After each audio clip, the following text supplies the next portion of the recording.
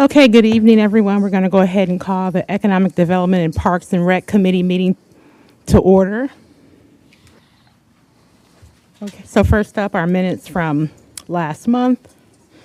No comments there. We can go ahead and jump into our presentations. And I see you're all set and ready to go. Yep. Foster Wiley. Well, thank you. Delighted to be here, and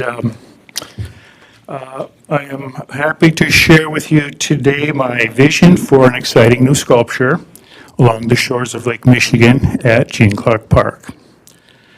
And I am a sculptor and public artist based in Detroit. I'm originally from St. Joe, graduated from St. Joe High School, and I have spent most of my professional practice in the great state of Minnesota, working in Minneapolis, and most of my commission work and public art projects can be found there. It was a pleasure to meet Mayor Mohammed and Alex last month and share with them this proposal for sculpture. And I appreciate their arranging this presentation today. I also wanted to say that I'm very impressed with the new Martin Luther King sculpture here in the downtown. I think it really is a great addition to the vibrancy of the city, along with the new Richard Hunt Center. And what I have for you today really is an extension of that vibrancy and vision for the city by offering something grand and dynamic in the way of sculpture on Lake Michigan. I'd like to begin really by thanking Anna Sieber, who is the director of ARS Gallery. Her support has been paramount for this project moving forward. And I want to thank the Lake Deity Public Art Project Committee, some of who are here today, Kathy Catania, Nancy Willie, and of course Anna Sieber. And I also want to thank the Krasel Art Center for their interest in this project. We showed the proposal in their lab gallery last fall. So what I'm showing on the screen now is the original concept rendering, and this dates back to 2007. At that time, it was just an idea, an imaginary scene, utilizing a sculptural form I've been cultivating for a number of years. I exhibited this rendering at the ARS Gallery in 2011, and it was one of several shows that I've had there. And at that time, Harbor Shores was kind of just getting started, so we thought maybe Harbor Shores might take notice. Last year, we had another exhibit at the ARS Gallery featuring Detroit sculptors, and I was involved with the curation of that show and helping select the artists. And that's really where we began talking again about Lake Deity, how to make it become a reality. Here are some pictures from that opening, and nice turnout. We had a great artist talk, including our esteemed guest, Mamie Yarborough. Now here is a sculpture I call Wave that I created, and it was featured in the Benton Harbor Show. It was also in the Krasel show at the lab, and it was also exhibited at the Marshall Frederick Museum Regional Biennial, where it won Best of Show. So Lake Deity is conceived as a monumental sculpture created for placement along the shores of Lake Michigan. The sculpture draws from both classical and modernist traditions. The sculpture's form depicts the lake as a seated figure abstracted into sweeping, wave-like forms that suggest motion and grace.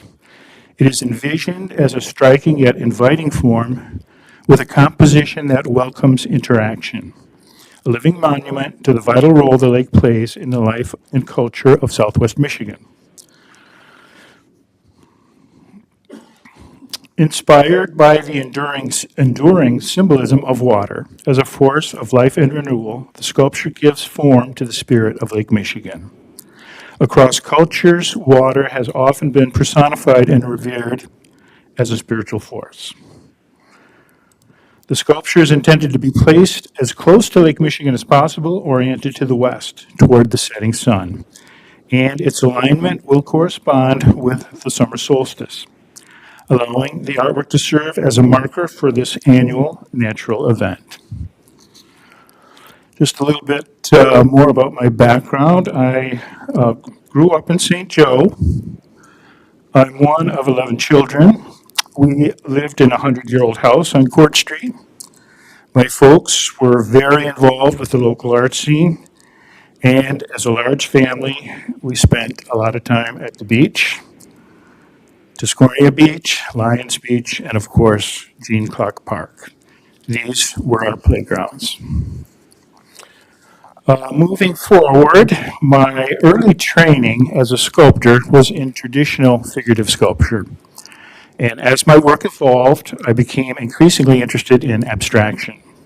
So here is a portrait on the left there that you see of my mentor, Mustafa Naguib. He was an Egyptian sculptor, and I studied with him in Chicago. And an early rendition of the lake deity sculptural idea, influenced by the human figure and the curvilinear forms of pure geometry. Here is a shot of me in my Detroit studio, working on a stainless steel sculpture for the Pincana Company in East Lansing, Michigan. This was completed in Detroit, and I have access to excellent fabrication facilities and some very skilled colleagues to consult with. These next few images show the creation of the lake deity model to scale, and this will be used to produce a limited edition series of bronze sculptures that will be offered to donors as part of the fundraising campaign. Now, the model was also used to create a 3D rendering in a CAD software program called Rhino, and this is how we will go about fabricating the sculpture. And this is kind of a screen grab from the software program where the sculpture has been carefully rendered.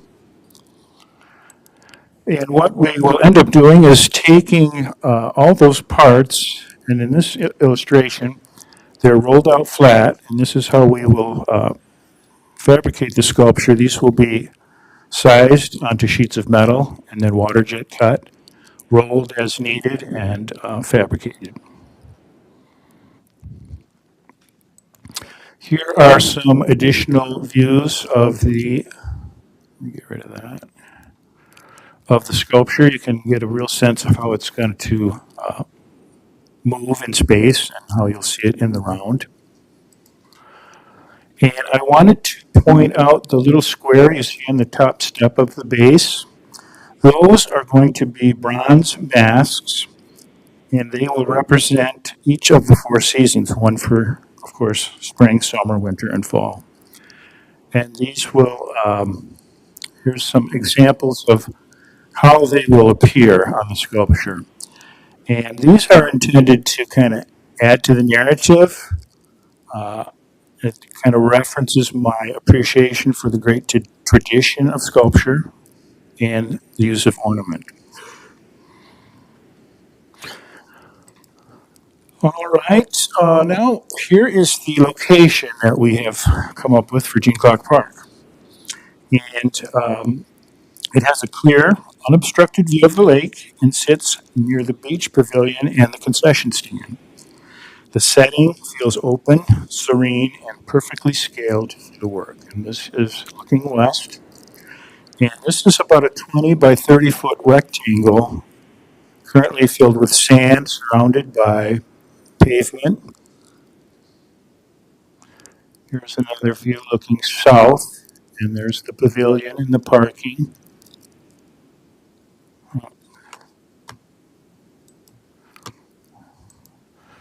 And here is looking east, and you can see the concession area And again, the sand you see in the foreground is the location we want to put the sculpture. Now, this location is also ideally positioned for the sculpture to align with the setting sun on the summer solstice.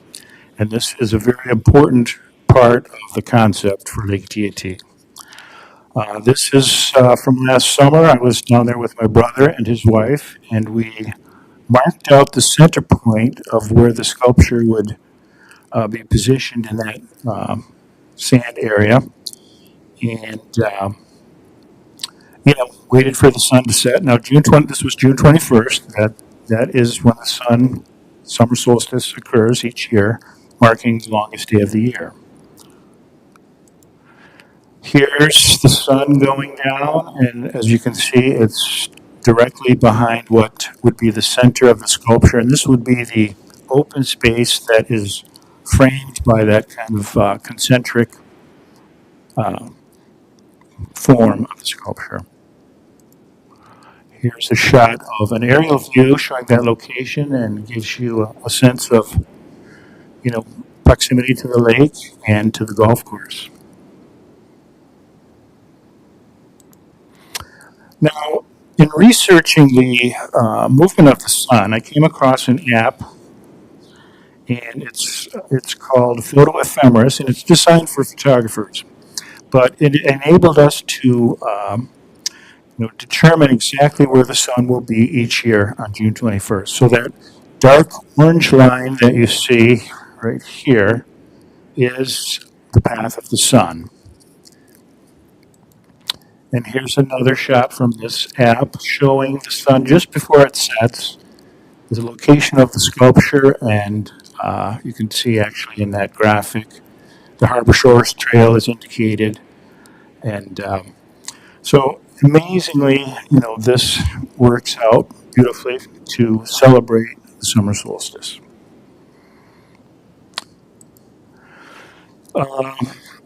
For thousands of years, cultures around the world have marked the solstice as a sacred turning point. And of course, in England, at Stonehenge, this is an annual celebrated event. Thousands gather each year to watch the sun rise, and as it comes up through the Stonehenge construction.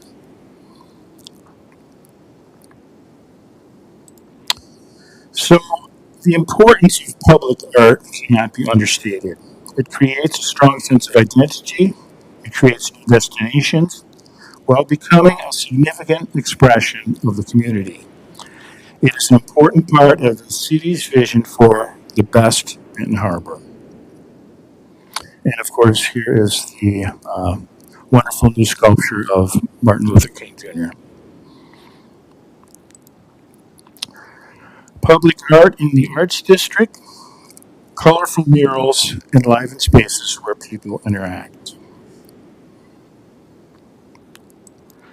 And here is one of the illustrations that I've created to show this proposed sculpture and its location at Green Clock Park. This is exactly where that area of sand was in the previous pictures.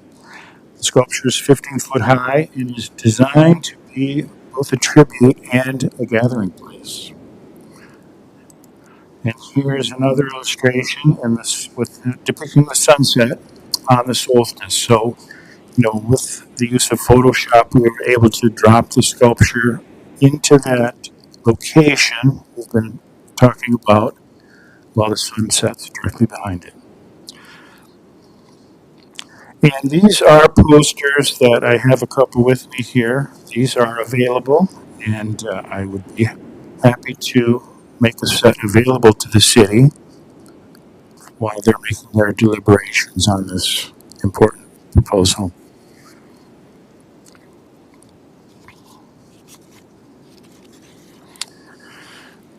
Now here's a little bit about the sculpture, how it's going to be built. Primary materials are stainless steel, precast concrete, and a flagstone surround, all very durable and require very little maintenance. The sculpture's finish is described as satin stainless steel, and it is applied with an orbital sander. It's a great finish for longevity. It's easy to maintain. It's easy to repair. One of the other things I worked on was contacting EGLE, the Michigan Department of Environment, Great Lakes and Energy, and they reviewed the proposal and stated that it would not require any special permits or authorization. So that is good news, and they're also available if anything else should be needed. So I'm very pleased to announce that the Benton Harbor Art Association has agreed to serve as our fiduciary, and I quote, "The Benton Harbor Art Association recognizes the artistic, cultural, educational, and community significance of the Lake Deity Project and believes that it has the potential to become a lasting landmark celebrating Lake Michigan, the region's natural history, and the creative spirit of Southwest Michigan." Beautifully written. I look forward to working with them. So, for more information on my professional practice, you can visit my website at fosterwilly.com. And I thought I would share with you this photograph of myself and Richard Hunt. This was at his rededication of Andrew C's several years ago. And it was a great pleasure to have some time to visit with him. So, in closing, I'd like to thank the city for providing this opportunity. I'm very excited about the possibility of this sculpture being here in Benton Harbor, and I look forward to the city's support and collaboration. So I'm happy to answer any questions, comments at this point. Thank you for coming back. I appreciate it. So this was on our agenda last month. If anyone was here or watched this on YouTube, a couple of call outs from last month. The slideshow, we had a technical problem, and Mr. Wiley did exactly everything we asked. He sent the slideshow to the commission or to our clerk, and it went to the commission, and I believe that was on July 1st. The other call out was we wanted to bring it back to this committee in case any residents that were not here last month wanted to come and give comments, which I don't see many here, but maybe some are here that can give new comments. And then we wanted a detailed maintenance plan, which you have provided that detailed maintenance plan in the packet. I have some copies too. Okay, so and he also has copies if anyone did not get a packet. It's really rinse sculpture with fresh water, clean with a biodegradable soap and microfiber towels, inspect drainage path, and clean the lower section with 70% alcohol, is what it's saying on here, remove any fingerprints. I don't know if the city manager could give a somewhat rough estimate of what you think what I mentioned could cost per year.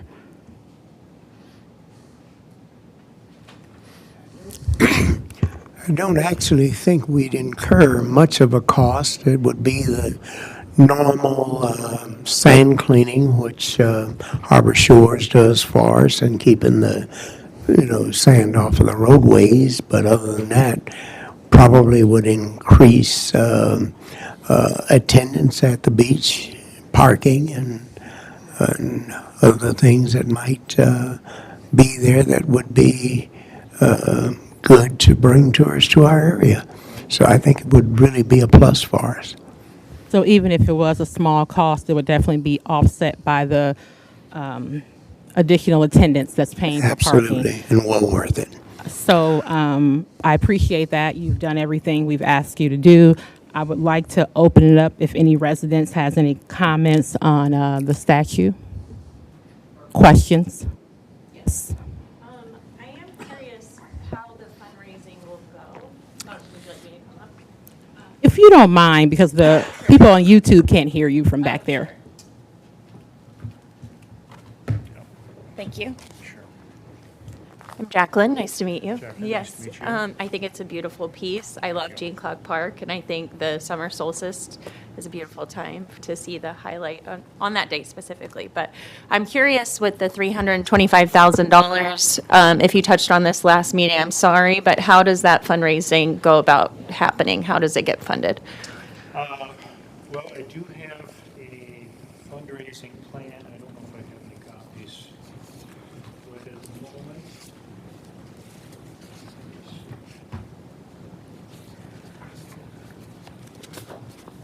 But what we want to do is target, we have some corporate entities we want to target. And the other thing we will be doing is some private events where we're looking for major contributions. I mentioned that we will be offering the bronze sculpture to donors of a certain amount, and that would be donors of over $25,000. These posters will be available, signed by myself, and for donations of $1,000 or more. And so those are some of the, things that we're wanting to do as far as getting the fundraising going. We do anticipate maybe some events in the Arts District. Some of these things, are still, we really needed to get the city's support and approval before we can begin fundraising. And we also have a number of grants that we're interested in from the Michigan Economic Development Corporation is one source. I believe the Upton Foundation is another entity we want to approach. And there's some national grants that, they're substantial amounts of money. And this is because it's, improving or could be considered an improvement for a park. This would, fit into the correct category for support. And, so those are all things that we will be putting together in the very near future, depending on how this.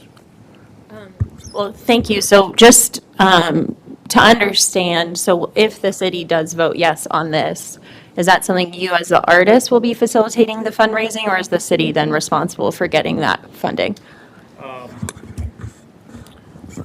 This will be my responsibility, and we are going to be working with the Benton Harbor Art Association. They will serve as my fiduciary. That's one of the, I have put together a committee of local entrepreneurs and people that are very involved in the arts community to help me organize this, the fundraising campaign.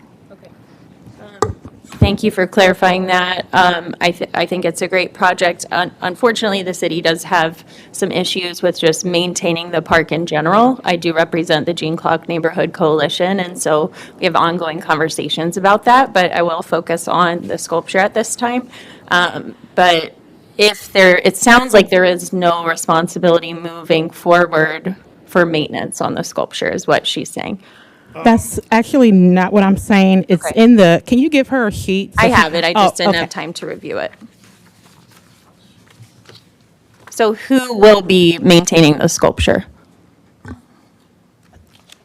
If you're referring to the maintenance plan that I spoke about, Mr. Little, do you want to give her? This one? I would expect that we would work that out with Crazel Arts, as they are also doing with the current sculpture that's there. So they And maintain if the we- two? And if we could, we do have another group waiting to come forward, but yes, we would maintain. Okay. Are you concerned with kids climbing on the sculpture? Would that damage it at all? We are not concerned about kids climbing on it. It's really designed to be interactive. The Okay. terraced base is intended for people to sit on, and we see great opportunities for photo ops in, being in the sculpture or adjacent to the sculpture. Just one comment about the maintenance. What I have submitted to the city is something that we think can be done in one day, where the sculpture's basically hosed down, this terraced base is swept off, the bronze masks would require a little bit of TLC. They should probably be waxed once a year. But, these stainless steel is an amazing resilient material. And so the maintenance will be very nominal. Thank you for that. I'll save the rest for my comment for the end of the meeting, but I appreciate your presentation. Do we have any other citizens that want to ask any questions at this time, specifically only regarding the art project?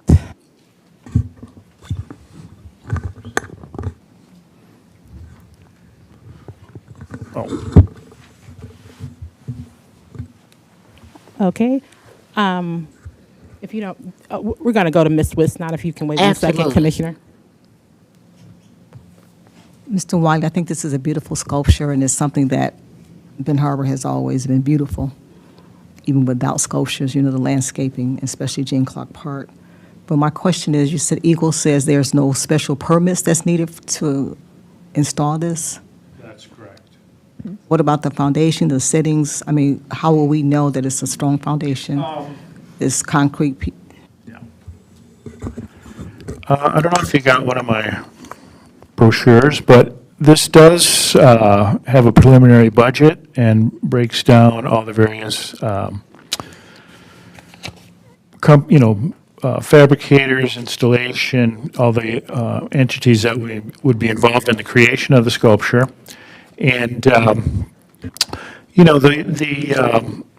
I will be working with like a structural engineer to design how the sculpture will be fabricated, whatever it needs to have on the inside of it, how it will be anchored to the base. He will also design the reinforcement for the precast base, the footing that would be required for underneath it. And I have been in contact with a local landscape company, Creative Landscaping, and talking to them about what we would need to do to create the surround for the sculpture and possible lighting. One of the things that has come up that what we would consider is bollards along the street to protect the sculpture from any incident with an automobile. It's going to be very beautifully designed. And I'm not speaking so much about the design, but about the safety of the footings. You're on sand, so sand you usually have stills because it's movable. We don't want it to be, not to be stable since you're not pulling the permit that we can go back on. Well, the engineer, the engineering would be reviewed by probably, forgetting the name of the city's civil engineer across the street here. I forget the name of their company. Yeah, and, actually, I've spoken to them about the project, and, but, everything would be up to code. The engineering would be, I'm just thinking about reviewed. the safety. That's fine. I want, Yeah. because I know there's also well, wind load factor. how it's built, how it's designed, these all will reflect on the Right, and safety of there's the a sculpture. wind load factor that should be considered because you're on the lake. And Wind load is typically 100 miles an hour. That would be configured into the engineering. Okay. Well, it's a beautiful project. I think it's got want to make sure that it's going to be safe and Oh, yeah. stable. Okay. Absolutely. Thank you and welcome to Ben Harbor. And you. Ms. Wisnot, I don't think was here last month, so I don't know if you have an extra brochure with the details that Now, let's see. you could have. It can be done later, I just, Oh, okay. and Commissioner Henry, please. Thank you. Jean Clark Park. Jean Clark Park used to be a fairly large park before they start siphoning it off and building homes on it and doing a lot of things. For it to be one of our pristine parks, so pristine that they had to have 3 holes for the golf course. We lost 22 acres, and we're still trying to get the mitigated property for the 22 acres. Now here we got two things, art projects in the park. We had to fight to make sure that it was not taking over beach land. That's why they're in the roundabout. So they're not taking over beach land. But this one, a huge, huge thing, right in front, taking over beach land. Now I'll say Benton Harbor, we probably haven't sunk $10,000 in Gene Clark Park in the last 10 years. But we gathered a lot of money. And it wasn't because of anything other than it was a beautiful place to go and be with your family and friends. Had nothing to do with the bathrooms. That had nothing to do with what was going on in the concession stand. Nothing. It was all about how God blessed Gene Clark Park. Now that sunset he's talking about, that happens every night. It don't go away, and it's beautiful. From Gene Clark Park. So, my problem is, that's a lot of space for us to use. Might need to do a mitigated property. We might need to do some mitigated things with it. I don't know. He got something that Eagle says is it's all good. But what did DNR say? What does the consent judgment say? So we can sit here and not know our history and move forward to some dumb stuff. And we'll be trying to pay for it like we're doing now for some of the stuff that happened in the past. So I'm personally not for giving up any more of my children's sand area, because that's the park is for the children. Although the city's not putting any money into the swings or anything else, but they still sucking up money from our park. So stop the dumb stuff, and if you really want to hear a cry from the people, take some more land from Gene Clark Park. Then you'll have a cry from the people. We went to court for it before. Next time it won't be the easy job. So be careful what you're doing with Gene Clark Park. It belongs to the people, the children. And this statue has nothing to do with children. Thank you. Thank you, Commissioner. Anyone on the board have any comments? Commissioner Edwards? Yes, thank you, sir. I wasn't here last month, but got some notes. Fortunate enough to just finish working with the United Civic Monument Group. Wants to put up Martin Luther King. Yep. So I understand both sides. All questions have been good because I had those same questions when they asked me to get in that group. I didn't even know the group existed, so I had those same questions. So I understand both sides. And I also understand the creation of art or an attraction in space adds to the economic part of it.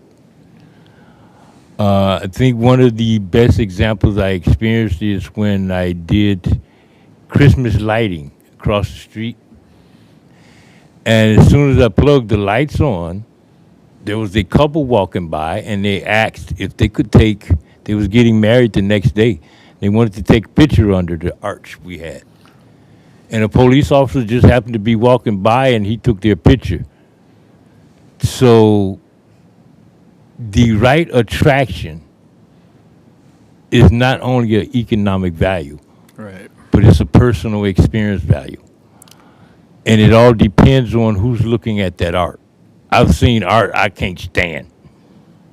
and I've seen art that it took me a while to understand what it is. And there's some art I just, hey, it's great. So I understand all the concerns, the safety, and all that. It's a great project. I appreciate the time you took to line up the sun that comes through there. That takes a lot of thought, as opposed to just throwing it up there. I don't know how square that is. I'm gonna go out there and take a look. I know exactly what you're talking about. Yeah. But can you give us a measurement on that square? It's approximately 20 by 30 feet. 20 by 30? Yeah. And it's paved all around. There's some lighting, there's some benches adjacent to it. And currently it's, full of sand. And I assume maybe at one point there might have been plants or something in there, but it just, when we were kind of looking for places to place the sculpture, that just really stood out. And then just I don't know if it's a coincidence, but the fact that the sun on the solstice sets right behind that spot was, just really exciting. I'm gonna have to go out there and take a look, but to me, it looks great. Like I say, I understand both sides, really do. But I also understand, being on the park committee, understand that, and I mentioned this before, you can build anything if it's never used. It's a thing called dry rot. So you can have a beautiful park, nothing there is dry rot. It's just a park. So I understand the attraction of it, and I appreciate your diligence in it, especially that part where you lined up the sun. That means a lot to me. So yes, I love it. Thank you. Thank you. Were there any other comments from the committee? Oh, no. Oh, okay, so we had one more comment, Commissioner Fields. Yes, and I just wanted to say, because I was one of the individuals that wanted him to come back with like details. And so the cleaning, the confirming, whether it would have been Corwell, I'm looking at Cornerstone, or the Arts Association in regards to fiduciary. So like, I appreciate, like we're all stating, you coming back, your due diligence, the contacting Eagle and different things of that nature. So I agree. I feel that the artwork would be in addition to the park, and it's, as long as we all understand what our roles are and things of that nature, it's just clarity. So again, I appreciate it, and I'm excited for it, actually. Thank you. Mr. Duncan.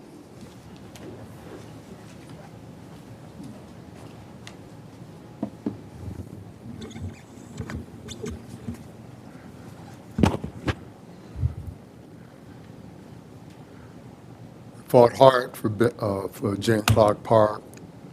It was on the verge of just being taken away by people who didn't care anything about any of you. My kids, your grandkids. I got great grandkids right now. I have no problem with a painting or a statue. I have no problem with people. But people have a tendency to just forget or play like they forgot where they came from, what they've done, I was the little boy who walked through Jane Clark Park at 5 years old and was told I should not be there. And it was my beach in the first place. Nobody knows how that feels. You can smile and you can do this, or you can tell the real story of how things really are. Do you know how things are? Do you know how far we've gotten with nothing but a gift for our kids?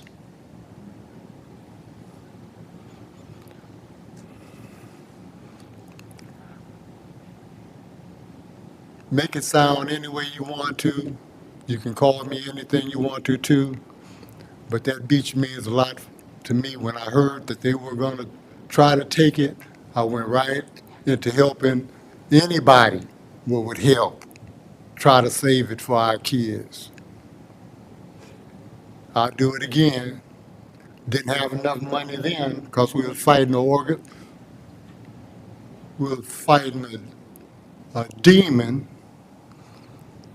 that was, I said, demon in caps that was ready to just take it.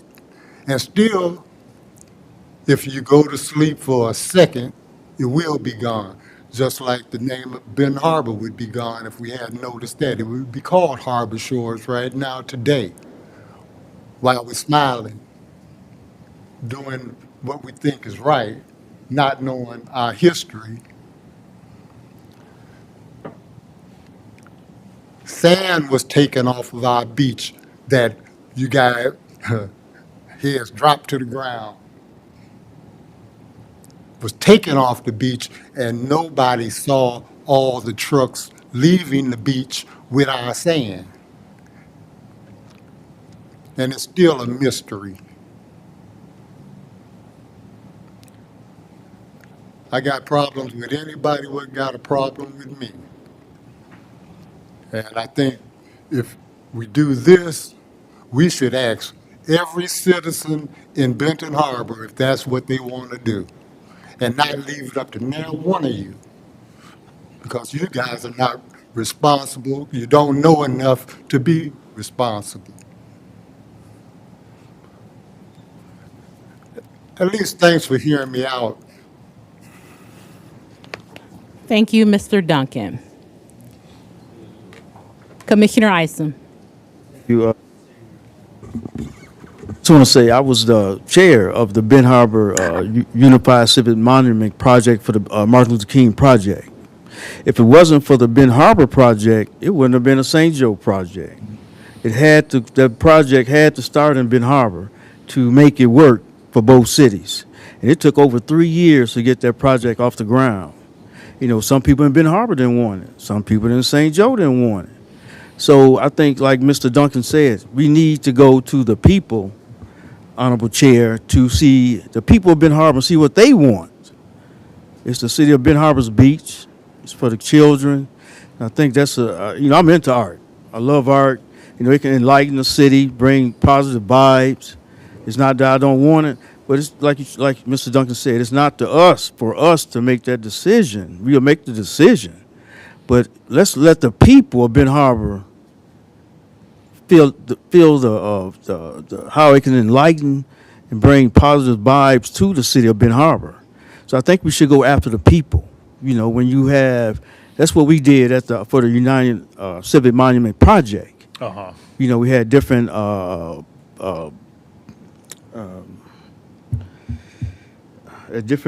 Sirats. Yeah, we was out canvassing, you know, at the parks, asking the people ideas, what they want. Do you see the vision? You know. Uh-huh. So I think that's a good idea, Chair, that we, I don't know if we can move this forward, but we do need to go after the people of Ben Harbor to see how they feel about this project. My comments, and I kind of shared them, a little bit of them last month. So I work with youth, and it's a privilege every day. And a lot of our inner city youth have not had an opportunity to go to a large art museum. One of the things we have to do is expose our youth to different things. It's our duty to do that. And exposing our youth to more art is definitely a positive thing. And in my opinion, 20 feet by 30 feet is not a significant encroachment on the beach. However, I do understand what the comments are today. I am not sure how you would go about that. Maybe Commissioner Isom can give more details on how you get the people, because that was the point of moving this to our meeting this month, so the people could provide input, and unfortunately, many of the people did not attend. So if you want to kind of give more feedback on that, you can. I would be in favor for sure of moving this forward, because I think it's a positive thing. And like I said, we need to expose our youth. Our youth need wider opportunities, and they need to be exposed to more things than they're exposed to. And that's just the bottom line. And I'm someone who works with youth every day. I work with inner city youth, and they must be exposed to more, and that is our duty to do that. But hand the floor back over to Commissioner Isom if you want to give the ideas or how you guys went about involving the citizens. Madam Chairman, if I could. Sorry, City Manager. Respectfully, we do have some other guests that have been waiting for an hour. We should be able to sum this up in the next 4 minutes or so.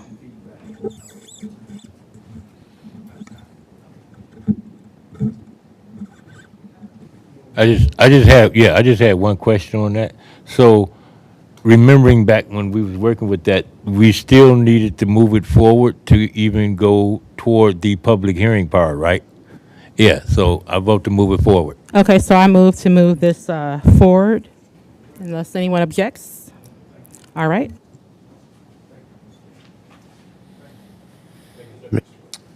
Thank you, sir. Thank you very much, sir. Thank you. I look forward to working with you folks. Okay, next up on our agenda is water and sewer rate update.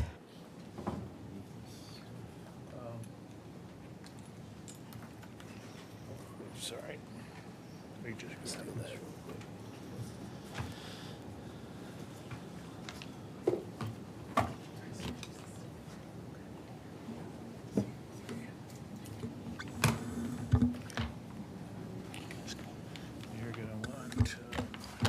Just that one.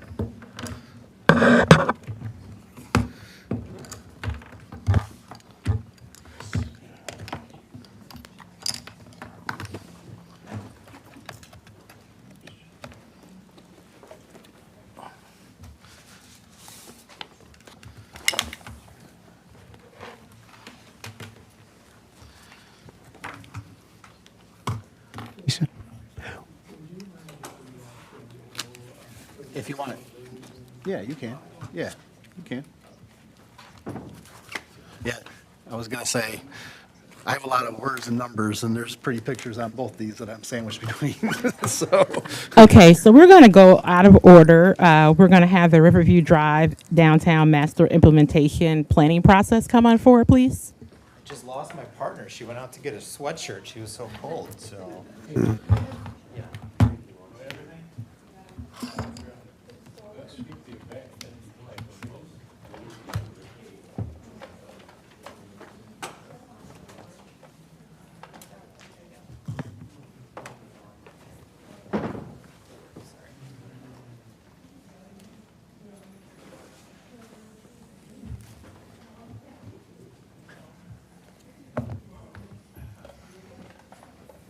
Wake up. Let's see here.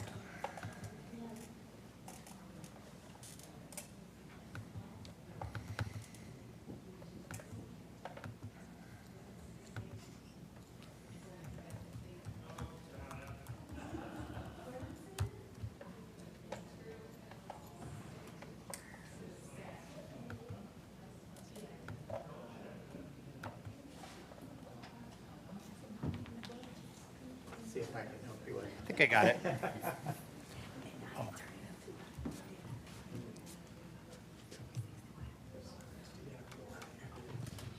All right, I guess I will get started without further ado. So, I want to thank everyone for the opportunity to come and speak tonight. My name is Andrew Hahn. I am Vice President, Senior Vice President at Cornerstone Alliance. We're going to talk a little bit about what a world-class riverfront looks like and some resources that we've been able to bring to bear through a donor to help the community develop a community-informed master plan. So the comments from the last presentation about the sculpture really land and resonate with us, because that's what this whole process is about engaging the community and developing a community-led plan for what can happen on that riverfront. So what is a world-class riverfront? High design and great public spaces are something that we think are an important part of that. These are some images that we looked at. If you're familiar with the project, the Canal Commons project that was just built last fall and has begun programming this year, these were some of the inspirational images that we looked at. It's not just the place, though. It's not those public spaces. It's programming them, right? It's having a sense of whimsy, having a reason for people to come there. That's part of the reason that we are programming those spaces right now. We can't just put some nice furniture out and think that they're going to get used. So what Providence, Rhode Island does some really cool work 2 times a year. They have this big event, and it's literally just fire. Like, there's music, but programming and spaces and reasons to come enjoy that waterfront as a community. This is a space that is one of my favorites. I happened to visit Tampa at a conference a couple years ago, and they have this incredible public space called Sparkman Wharf. There's actually a big Navy ship that's usually parked there on the left, but there's events, there's games, there's food trucks, there's restaurants there, there's a couple retail stores. It's really killer. And Tampa has done an incredible job with their riverfront, their promenade, which stretches miles long. One that's a little closer to home that some people might be familiar with is the Detroit Riverwalk. So this is a project that has been ongoing for probably 20 years, and that stretches 5 miles long. And when you go down there, it feels like a global city. People of every color, age, income level, political persuasion, whatever. It is a true community space, and I love it, and I hope we get a chance to maybe do some sort of a field trip over there to learn from some of their lessons. This is another one that I just put up. It's kind of hard to see. This is a rendering of a new district in Kansas City, and it's actually been built now. I want to note too, it's so important to have that mix of things, right? You can have just a park, but if it's just a park, you're leaving something on the table, right? People living there, people there 24 hours a day, working there, shopping, dining, etc. I also want to note that all the examples I showed are of big cities, right? We are not Kansas City or Detroit or Tampa, but there are lessons to be learned from those that are applicable in a smaller community like Benton Harbor. Can I add one more Yeah, thing about please. that? And if you think about here, just more local in Berrien County, not many of our cities have very nice riverfronts at all. There's nothing in Berrien Springs. St. Joe doesn't really have what I would say a nice riverfront either. We're really kind of, you would be unique to have that attraction here in Southwest Michigan on the riverfront because, Niles kind of has, their riverfront park, but then you get to South Bend and it's that's okay, not bad. They've done some cool things, but really in this kind of 45-minute to an hour radius, it'd be something pretty spectacular. I think Niles takes the cake in the county, and maybe we need a little competitiveness Yeah, right? to step it up. So, but why do it, right? It leverages our greatest asset. Our waterfront is the greatest asset that the community has. Of course, the people are the greatest asset, the greatest physical asset. When you have an activated waterfront, people are down there, they're riding their bikes, they're walking, they're doing things. You're increasing your public health. You have a positive economic impact, attracting new residents, visitors, businesses to locate there, and it serves as an inspiration for further investment. So what about the riverfront now? I'm going to talk a little bit about, very briefly, about some of the previous concepts that have been in master plans. So this comes from the 2011 master plan, and it is looking east. So that point on the bottom left is that where the aggregate piles still are. Just to the right would be where the Whirlpool Riverview facility is. So in 2011, the city's plan says, the city will work to maximize the benefit of the rivers as public amenities by improving public access to the riverfront and providing public open space adjacent to waterways. There's been some work towards that. I'd argue there's a lot more that can be done. 2016, there was some really great work done between Benton Harbor and St. Joe that was Peter Clovis was very involved with that and helped launch that, and I know the Planning Commission, and I believe it was before I was there, but we had played a role in that. That really dealt with the outer harbor area, west of Main Street. But a lot of good ideas that came from it. This actually is right at the foot of Riverview Drive and Main Street. This looks photorealistic. It is not a real picture, but it shows kind of what that area could look like with some density and activity. So the city has a great master plan, and that was adopted not long ago, 2023. There was a lot of engagement. A lot of people talked about what they want to see for their community. what that master plan did was set very high-level priorities for the community. Yes, it's 100 and some pages long, but it does not go into great detail in any specific neighborhood. So the one rendering on the right there comes from the master plan that's oriented differently. So the top would be up towards Main Street and the bottom down at Empire. But it illustrates, a somewhat denser area up top with a mix of housing, has some kind of bold ideas with cutting canals in that, may or may not be feasible. I guess anything's possible with enough money, and some recreational spaces mixed in. So briefly, current uses, I know this is hard to see, but I think it paints a picture that purple is parking lots. There's a whole heck of a lot of land dedicated for cars that don't ever have cars parked on them, right? There's not even the need for those parking lots. Certainly, parking is always important in any, short of being in Manhattan or downtown Chicago, you got to plan for cars. But we have a lot of really valuable real estate that could be contributing to the city's tax base and spaces for people to live tied up as cars, for cars. There's some underused lots. There are vacant buildings that are not used. You guys all know this space, right? There's empty bank buildings. There's, the parking lot in front of the school, the charter school. I'm going to toss to Marcy to talk a little bit about kind of the steps that have led to this, where we are today. Yeah, so a few years ago, there was an opportunity through the state to get some funding that we were able to secure for the city. The city submitted a grant that was awarded for the high water infrastructure project that focused on looking at that Riverview Drive area. And we picked a small area basically we're looking at ways to address flooding, because when we don't think about it now, the water's back down, but it wasn't that long ago where we saw flooding along Riverview Drive and Main Street and Riverview Drive, and it's just, it used to be a swamp before this, so, and what they call it the flats, right? And so there's a very high water table there and a lot of impediments to seeing some of the visions that could be possible in the future to make it a viable space. And I know Alex has even said he's had some developers interested, but then once they saw standing water in the parking lots or standing water on the roads, if you drive down 11th Street right now, there's water on the roads, which is really strange because the water is so low right now. So people see that and it can be not that appetizing for investing in that area. So this effort was to try to look at what can we do? Can we create areas that are more natural and beautiful to handle some of that water so that other areas could be developed for our use? We looked at adding pedestrian walkways and trails and into the area also to increase those types of uses, so it's not just about cars.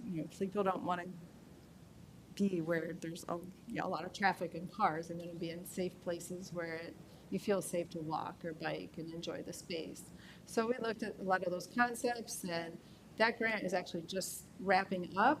The final report is due, and so we have the work from that. And when we were working on this last year is when the build grant opportunity came, and that's what led to, gosh, we've already got all this work. It'd be easy to throw in for the city a build grant.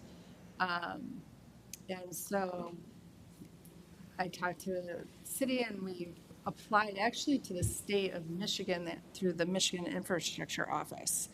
And they have a program where they help communities, especially communities like Ben Harbor, to try to access federal money. So we put in an application saying, hey, would you help with technical assistance and financial assistance for the city to get this federal grant from DOT?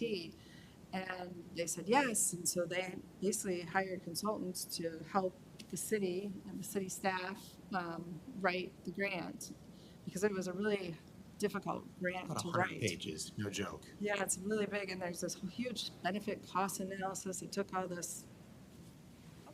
We couldn't have done it without consultants, basically, from the state that provided them. And then the state doubled down and said, we like this project so much, we believe in it. And Andrew didn't mention, like, there is plans going back for this area back to the early 80s and 90s that, you know, envisioned something greater for the Benton Harbor riverfront. So they were willing to put in $1 million and committed to that if the grant was awarded. You know, I was surprised. This is a very, very competitive grant nationwide. I was working on a project on the Marquette Greenway, which is a trail that will connect New Buffalo to Chicago. We had to submit that project 3 times to this opportunity to get that grant. And like, that's a big project, connecting Michigan to Chicago with a trail. And it took us 3 times to get the grant. So the fact that the feds of the state really saw this opportunity here for Benton Harbor and want to invest in it so you can have a great waterfront is really cool. I will say this DOT, Department of Transportation, it's going to pay for infrastructure transportation. So, you know, some of the things that we'll be doing will be, you know, dreaming of, envisioning will be able to be paid for by this grant.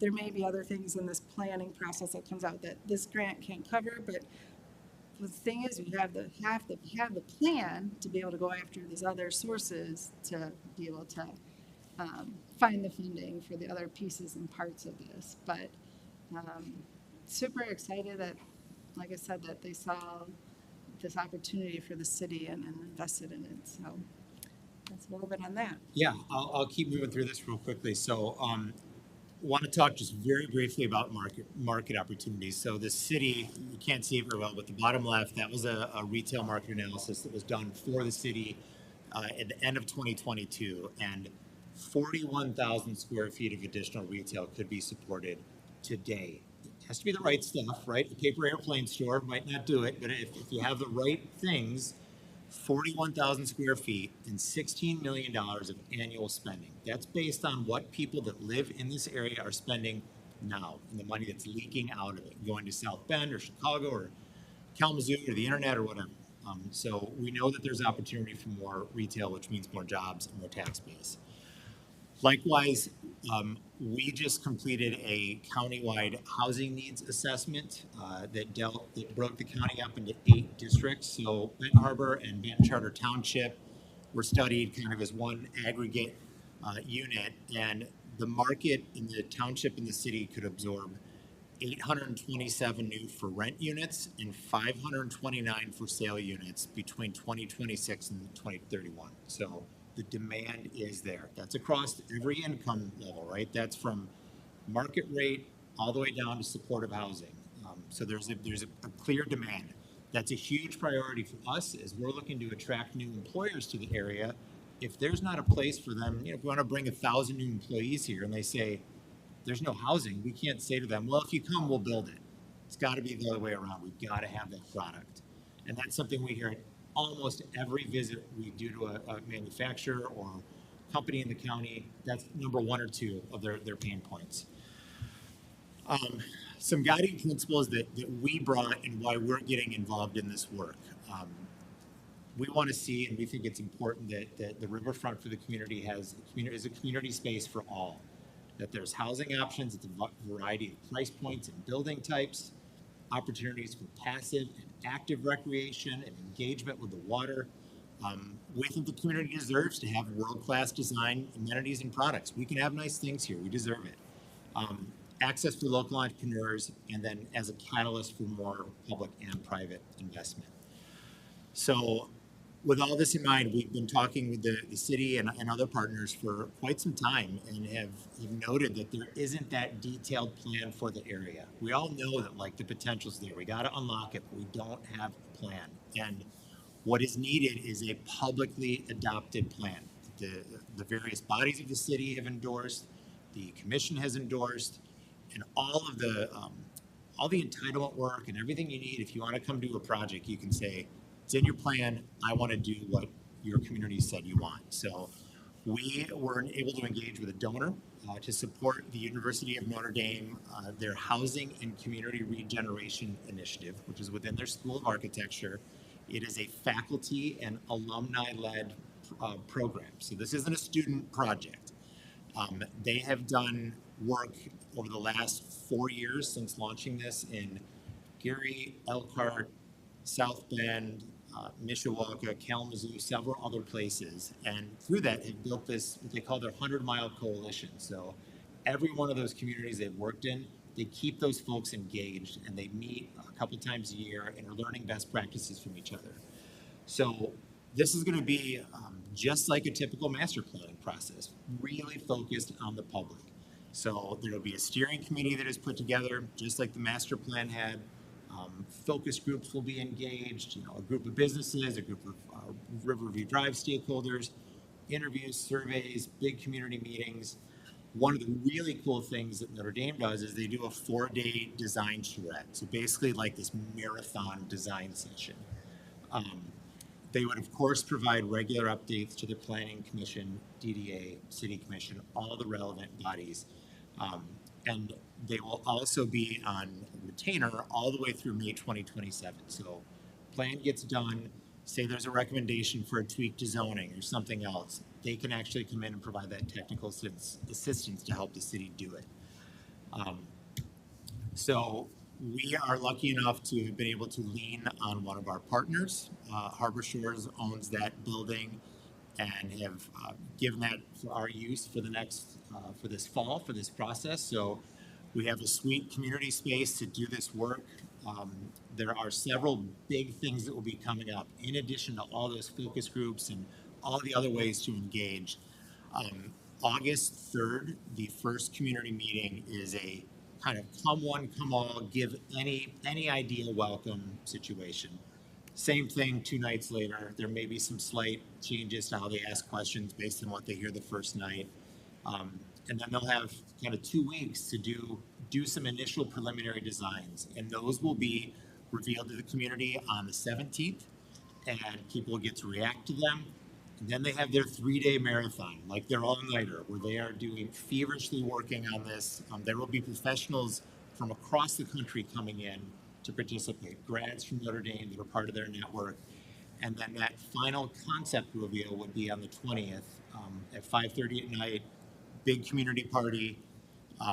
We're so excited about it, and know this is going to be hard work, and people are going to have a lot of ideas, and every one of those ideas is important. So I should note, really big side note to this, Notre Dame, through a little bit of twisting the screws to them, have agreed to work on a plan for downtown as well. Similarly, there is not any detailed treatment for downtown in the master plan. So that is, I don't want to give that second billing, but a similar process will happen for both places in the community. So I just talked a whole bunch. I want to answer any questions that are out there. And again, genuine enthusiasm and excitement from everyone engaged in this. So we're excited to be part of it.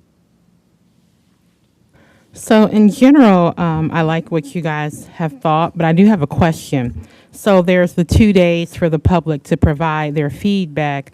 If for some reason you're not available on those 2 days, are there other options? Is there going to be a public email? Is there going to be a form? We'll have an online survey.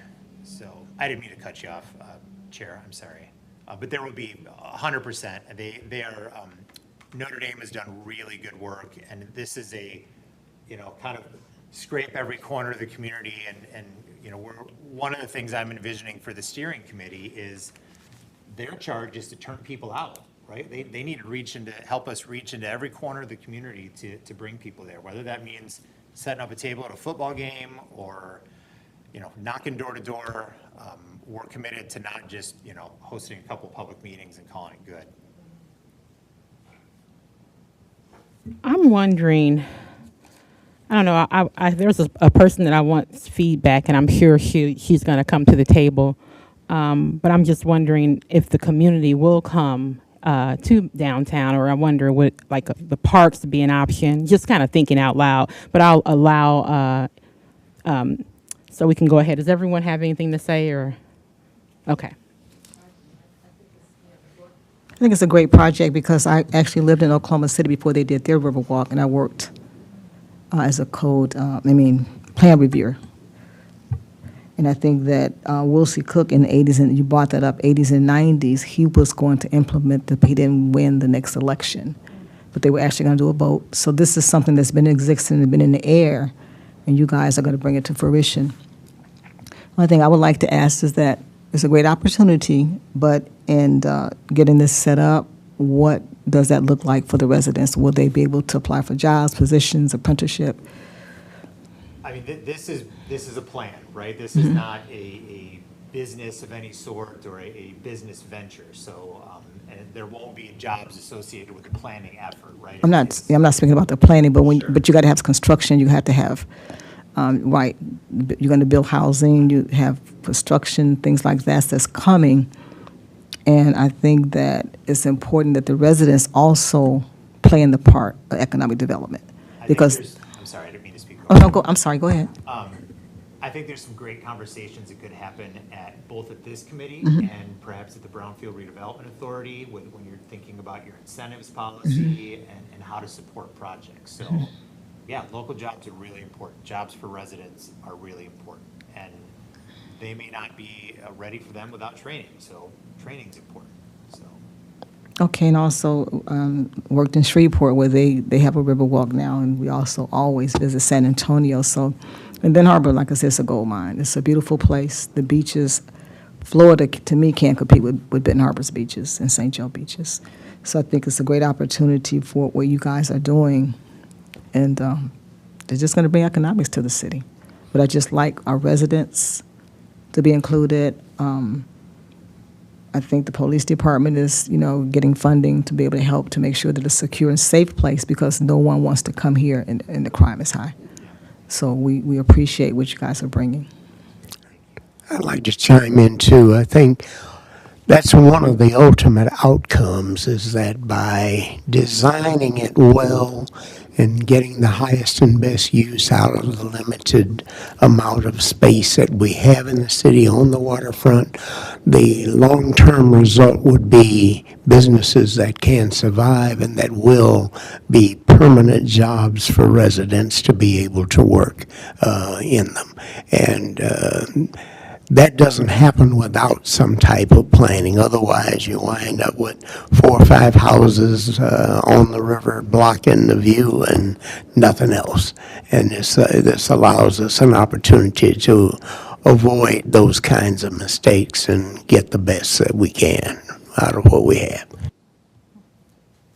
Mr. Chair, can I offer just a couple other quick comments? So, I didn't show the ownership of that land. I have no idea why Cornerstone owns it, but we have a 30-foot wide by like 800-foot long strip that is on the water. It's not buildable unless you're talking about something like a promenade. So certainly, we want to be a part of that through this asset that we have from 25 years ago and make sure that has public access to it.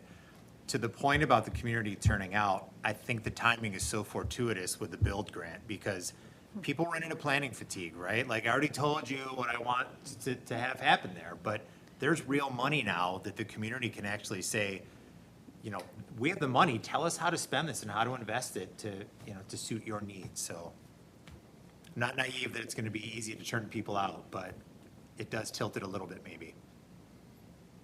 Commissioner Edwards. Thank you, Madam Chair. One question comes in mind when you mentioned the parking lots and also the strip of land. How does the boat launch factor in? They even had problems with us using their parking lot for a concert. So how does that factor in? Do we go around them? I think that's a big TBD, right, to be determined. I mean, that's an important community asset. A ton of people use it. The access to it needs to be maintained. Maybe there are, who knows, maybe there's a plan for a small amphitheater somewhere along there, and you have to park it. And there's been some concepts that have, talked about what should happen with Riverview. Should it stay where it is? Should it move somehow? This is the community's plan. We're just facilitating it and bringing in some really smart people to help do that. So it seems like you might have a good idea for what to do with it. Challenge you on that. And on that point, we've had some communication with Eagle and DNR about that boat launch. That boat launch belonged to the city back in 84, 85, and it was sold to the state with an understanding. I think I'm probably the only person still around that knows what that was, and I've talked to them about it, and they've talked to us about working with us on whatever we need to do. Were there any other questions?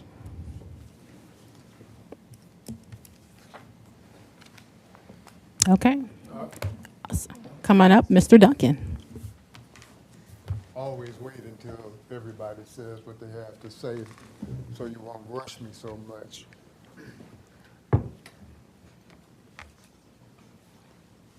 My only concern is that the river belongs to the people of Benton Harbor, and I don't want anyone to forget it. I don't care if it's Whirlpool or Notre Dame or anything. And the citizens should come first in this project. I don't care what kind of work is being done. Citizens are supposed to be visible at all times doing something, not like these projects all around us was fixing on our streets and none of us are there.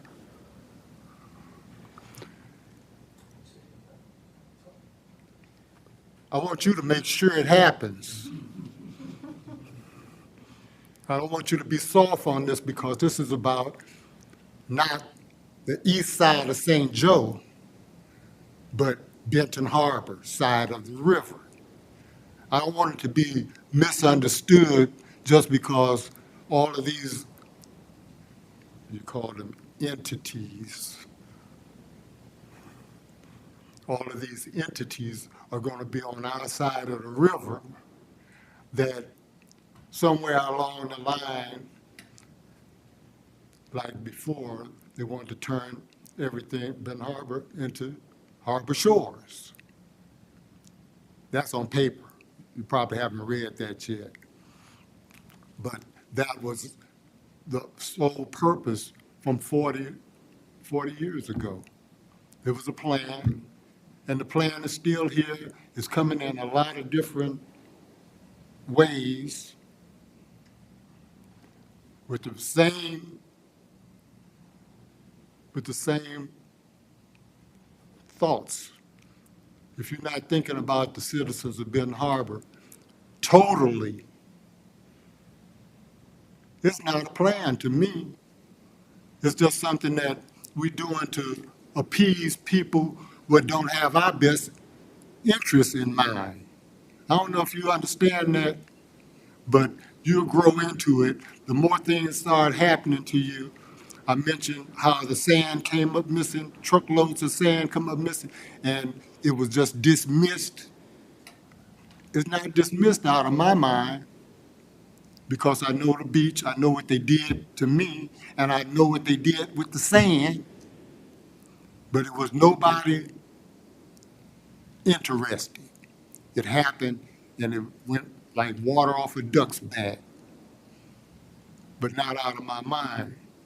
It's about the citizens nowadays. It's all of this other stuff is good. I want to see it. I want to see statues.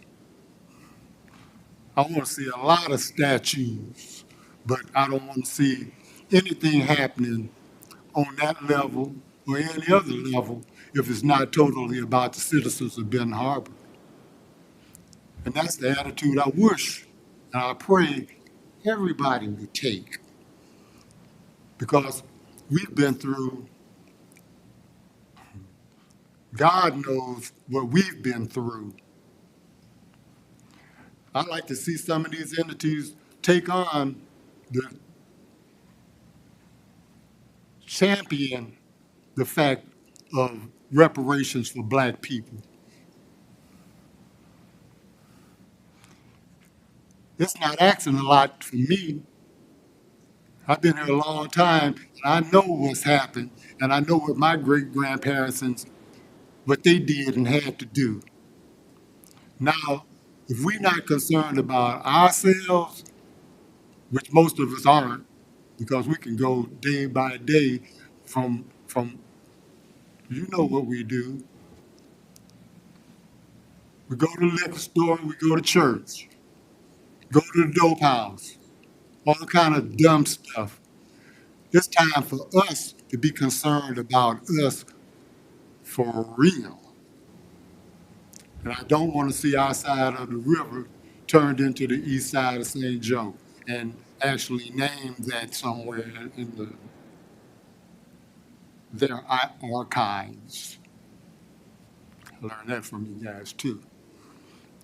Let's do what we need to do. Let's do what's best for us, but let's do for us first. Us in mind first. That's my feeling about all of us. It could start here. It could all work out from here. But if we smiling faces and letting stuff happen to my kids and my great grandkids, I will not ever stop talking about y'all. Thank you for hearing me out again. And I want to thank you for being who you are in my life, because you taught me a lot too. Thank you, Mr. Duncan. I want to ask everyone in the room, I know we have a couple commissioners in the room, that because I just checked my calendar, this 8/3 date is like a little less than 2 weeks away. So can we all spread the word, like with the citizens in our areas? Because I definitely want to make sure we can get as many citizens as possible to come out on the 8/3 or 8/5. We'll get materials to your team, Alex, for that too, so it can go out on social. We'll have it on our social. We'll have a press release too, so. Commissioner Fields.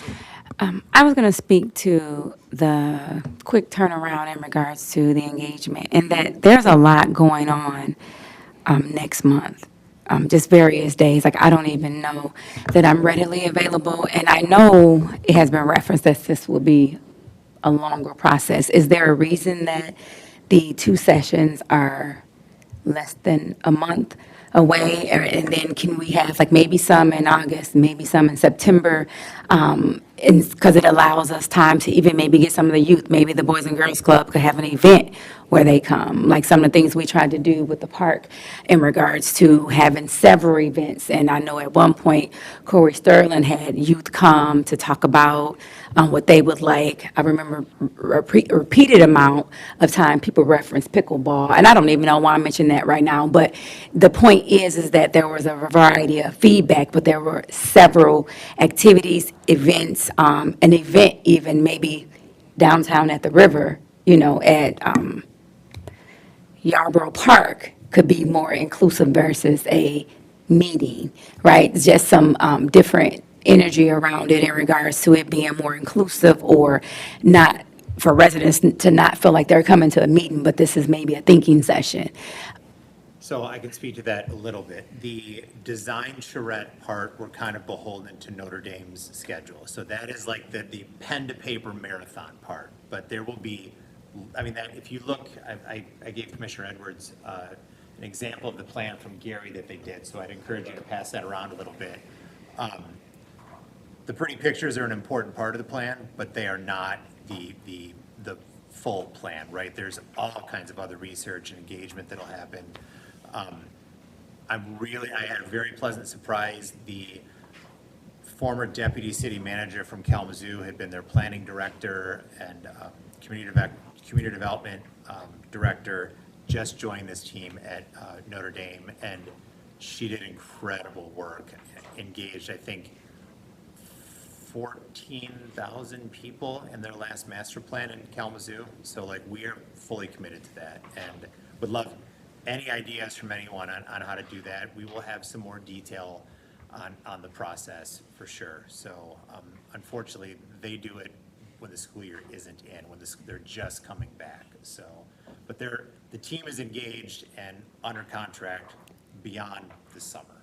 Right, so what will be decided on next month again for clarity? So nothing's decided at all. I mean, this is a chance for the community to give all their ideas and for key parts of them to get literally just the visuals put down. So there will need to be updates to, I would say, to the DDA, to the Planning Commission. Any plan has to be adopted by the Planning Commission before it's then passed on to City Commission. So nothing, in my mind, nothing at all is decided. It is the first inward push is happening next month. Okay. And what will be the takeaway from the survey for the 2 in-person meetings? What would be the takeaway to move forward with? That's what I'm trying to understand. So how crucial is it, or will those that are not able to be involved for whatever reason miss out, right? Will anything be decided where the community as a collective will not feel that they were informed? Gosh, I don't think there would be, again, the decisions ultimately get made by the bodies of the city. So I think we are going to do our absolute, darndest, to use a little bit of a cheesy word, to get as many people engaged between now over the next few weeks. So you will see a ton of stuff on social. We want to do events in that space. We've got that all fall and beyond. We'd love to do some stuff outdoors, meet the community where they're at, right? I know that come down and give your input to a town hall for a master plan can feel pretty dry and not, maybe not a space where everyone's comfortable. So. So are you, go ahead. Kind of interject with the online survey. Do you know if that's going to be something super simple that's clear, where if we can at least push, something where even if you can't come those days, you can do this online survey? Is it maybe 5 or 6 questions? Because if it's too overwhelming, I don't think 100 questions isn't the way. Tell us the difference between X, Y, and Z. No, I think it's pretty simple. It's 5 to 10 questions. It's 3, 4, 5 minutes to complete it. What are your top priorities? What types of things would you like to be able to do in downtown and on the riverfront? But that doesn't need to be the end either, right? That casts a broad net and gets a lot of people engaged at some depth. And then there's always going to be opportunities for more follow-up, right? I'm envisioning, City Manager Little and I have talked a bit about this. That steering committee would be much like the one with the master plan that had 25 plus local leaders on it. I know that you've had some initial conversations and asked some people to participate, and we're fully committed to it. It's not our plan. We have no plan. Like, we know there's something that's underutilized. We need the community's ideas before we can do our jobs and go out and attract things to come there. No, it sounds great. I was on the Master Plan Steering Committee, one of the 25, and then actually I was a part of a team that held talk sessions at churches, and as well as community spaces. So the Bluffs. You do like the park We did a survey lot. or something? Yeah, we did a lot. And so, and then still didn't reach everyone, right? We had one at one of the oldest churches in Benton Harbor. I'm so bad with names, but, and then we also had one at Virginia Edwards, or what is the name of the housing complex? Event room, but it doesn't matter. I just want us to continue on with that type of engagement, right? So calling on like different community members and the social media presence versus only coming from Cornerstone, right? That we will all do our due diligence to spread the word, and then if we're needed to host talks, so that it doesn't come off as business oriented, but more of relationship and community inclusion. So that is just my suggestion, and I just wanted to know how urgent or how pressing it was to be a part of the 2 meetings or the surveys, because like, for example, the Boys and Girls Club can maybe host a day where the survey is done, where a lot of the youth come later in the day, and we can just be creative in that way. It's like maybe even at different church, like Wednesday meetings or women's life groups, so we can promote that as well. So if we only had the survey initially versus not having engagement, so. I will have a bunch of stuff to you by next week. Awesome. We have the team coming in tomorrow to kind of do a second meeting where we're spending some time in the space and understanding where they're going to be doing their drawing about. And mapping out kind of, okay, what are all those ways besides the meeting? So you have my word that we will get you information and ensure that we, again, are grabbing every corner of this community to give them a chance and a chance they can feel comfortable with too, Right. right? I'm not naive, like, we're kind of dry, right? We're seen as like the business folks, but my background's in placemaking and downtown management and like building cool places. Places, And yeah. that's really what is an important part of this. And the imagery, I would like to say, was awesome. And I think having that to see what the options are, because we always talk about there's nothing to do and things of that nature. And so I feel it was so detailed where you can see where a family can come out to the river now, not just maybe solely music being played, but if it is, it would be for, a greater audience and more diverse. So I really appreciate that the drawings really honed in on the options, and because we can all see the grass. And then another question too was along the lines of the docking area, because like even fireworks time and things of that nature, when people parked over there, was kind of a rough situation and that's kind of in the middle, or it breaks up some of the lakefront for us or the riverfront for us. So no, I'm looking forward to just being engaged and being able to spread the word as well. So I'm excited about our riverfront being advanced. Thank you, Commissioner Fields. Unfortunately, we have one more presentation. Do you have one last comment, Mr. Little? Because we're going to have to move Say on. that this is going to be very beneficial for the city. When we work with these universities, there's carryover effects because a lot of developers and people out here who have associations with these universities, we did something similar on the housing thing just a couple of years ago with University of Michigan. And this is great. And just looking at what's done here for Gary has a lot of similarities, not counting the size to Benton Harbor. I was a manager there in 1991 and just thrilled to see what they're doing. I think it's going to be very good. I'll send some more examples of their work around too. So, sorry, I didn't have my email up there. If anyone wants it tonight, I'm happy to give it to you. You can definitely get it through City Manager Little too. Were the people who left, were they part of the? I think most of them were here for the sculpture, so. Thank you very much. So thanks for patiently waiting. If we can have our water and sewer rate update presentation, please. I gotta follow those two. Best for last, Jason. Yeah. Very important, just not as exciting.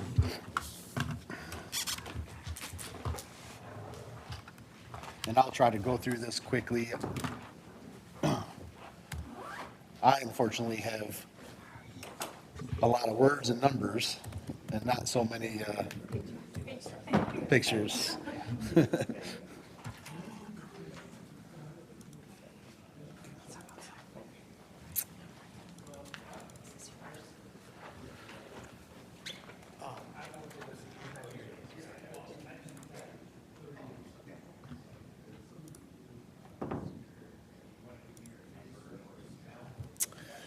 All right, Jason Markwart with Avmarsh. Been doing a few things that just wanted to really get in front of you guys. We working with Mr. Little on some things. We probably could have picked a different committee, but we wanted to get this out here because you guys are looking at doing the loan with Treasury. You just passed your budget, so just something that kind of. As we were discussing, you guys have all these grant funds that are being used to replace streets and sewers and water. But there's a couple things that we have done and the city had been required to do that required us to look at some of the utility rates. So with that said, I'll just go ahead and get started. A lot of this is from the budget that was passed. So I did pull these numbers from Plant Moran and the city's finance partner. So it is pulled right from the budget of that was just passed last month. So a little bit of background. A couple months ago, I did present, it was probably the Public Safety and a Public Works Committee, but the city was required to update a sanitary sewer asset management plan. We call that AMP, A-M-P. They were required to submit that to Eagle as part of the administrative consent order. So that draft has been submitted to Eagle for comment. In that AMP, it requires the city to review the assets they have. You guys did that with grant funds that the city received to do the sewer televising and the cleaning. And that was kind of the basis of most of that report. This is on the sanitary sewer side for the most part. So the AMP part provides the status of the city's sewer fund. So Eagle wants to know, similar to what they asked for the water side a few years back, how are you guys funding your utility? Is it underfunded? Is it got surplus? Are you planning for capital improvement projects? So we all know that the finances are stretched thin here as everybody's working through utility funds. And then part of that, the requirement is to show Eagle, because they even said it right in the ACO that was signed by the city. If you do have a deficit, show what that is, and kind of project if when you're going to be thinking you're going to be getting out of that, and really to cover the operating maintenance and any replacement costs. So of course, after the sewer system was televised, of course there's projects that probably need to be done.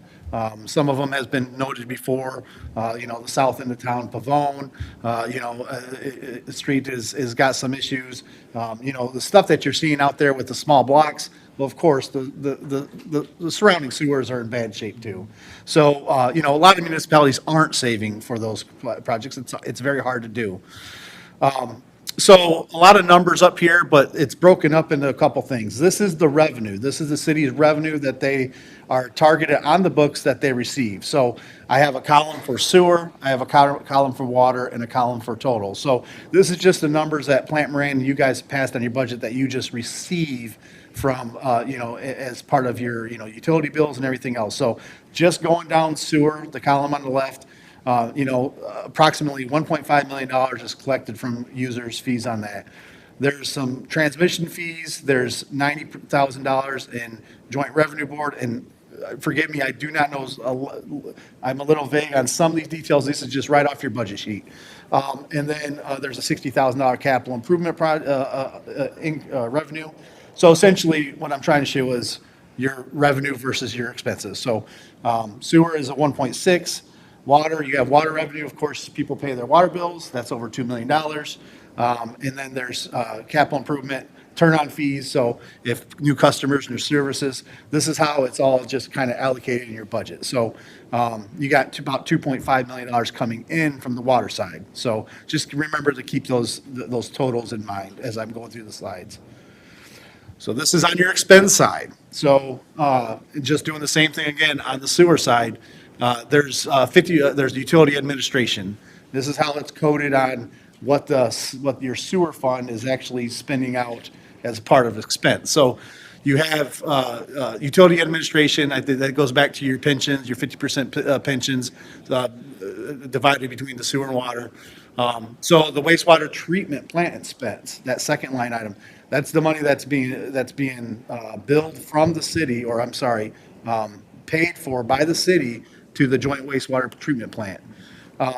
The way that the internal budget you guys have, there's customer service, so they allocate a certain amount for customer service both on sewer and water. Of course, there's no water treatment or the water distribution, the F&V operations on the sewer, but there is a 20% expense for F&V, the 252 right there in the middle of the slide.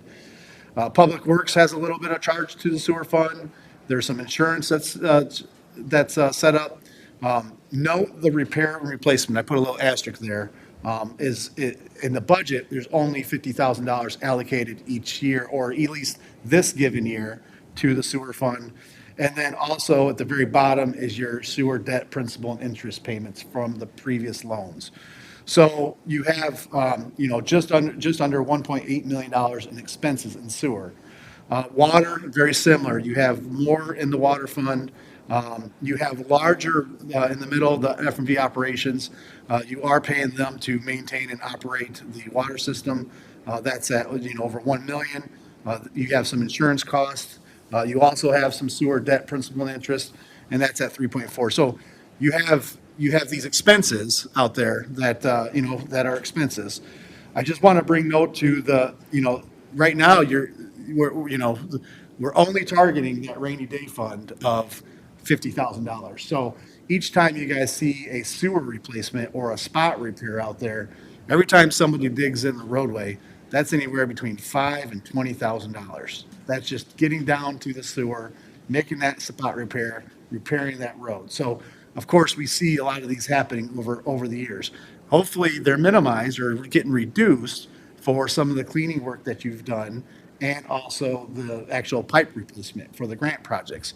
But we aren't really saving a lot for any major repairs. And I'll talk about that here in a second, because this is a discussion on where you guys might want to consider going and thinking about next. So of course, both of the funds, so you have a total revenue on the sewer side and you have a larger expense. So you have a net revenue, you're underfunded on the sewer, just over 100,000. Same thing with water. That was kind of presented during that technical manager and financial plan that was done a few years back. And of course, that's been, almost close to $1 million there. So just know, right now, with no saving extra for future improvements, if you want to replace the sewer on Empire in the future, of course, grant funds do a lot for us, but you're not saving up for that big capital improvement expense. Of course, Eagle wants to see that. A lot of municipalities have that challenge in doing so. So you guys aren't in a different situation. A lot of communities are tough to do that. So just as we put this report together, though, on the sewer side, we showed that there's a deficit for the sewer side. So what happens? So the city has in the past had to use and pull out of general funds and everything else when they've had these emergencies. So just recently, and this is kind of why me and Mr. Little wanted to put this up there. Right now, you have grant funds paying for lift station improvements, but there's certain things in the list that has been found just recently for lift stations that need improvements that aren't available to be covered in grant funds. So we don't kind of have that contingency built in to the budget. So just recently, we've identified a few items here on some lift stations. On the Water Street lift station, the city actually needs to replace a pump there, do some pump and electric improvements. So that's $32,000. Stevens Street lift station, there's needs to rebuild the pumps, and then what we call a controller that operates the lift station, that has gone bad. So these are kind of maintenance updates that last so many years that need to be fixed. Enterprise Ways has some needs. And then M139 lift station, the one that's adjacent to Fair Avenue right now, that's being done by MDOT, the same thing, the controller. So these weren't anticipated in any budget. They have been found kind of as, oh wow, they need to be replaced. So you don't have a little bit of a contingency that's built in there. So those total needs, those cost up fast. That's just we don't want a pump to go out. We don't want to cause a backup. Lift stations are kind of your key pumping network to keep things moving towards the plant. So, I wanted to bring that up because, the budget for this year just had a line item of $50,000. So gotta probably may start thinking about maybe increasing that or figuring out how to move those budget items around a little bit so you guys have a little bit of flexibility. Stuff that we identified as part of the actual AMP report. We identified several kind of maintenance improvements that the city should consider moving forward. So I believe the cleaning and televising exercise really did help the system out. I do know from Public Works, some of the sewer calls have gone down. Remember that contractor was in here just cleaning out your sewers, doing the video inspection, and they got about 65 to 70% of the sewer done. What we put in the plan and recommended was, well, it's probably a good practice to do televising a certain percentage every year.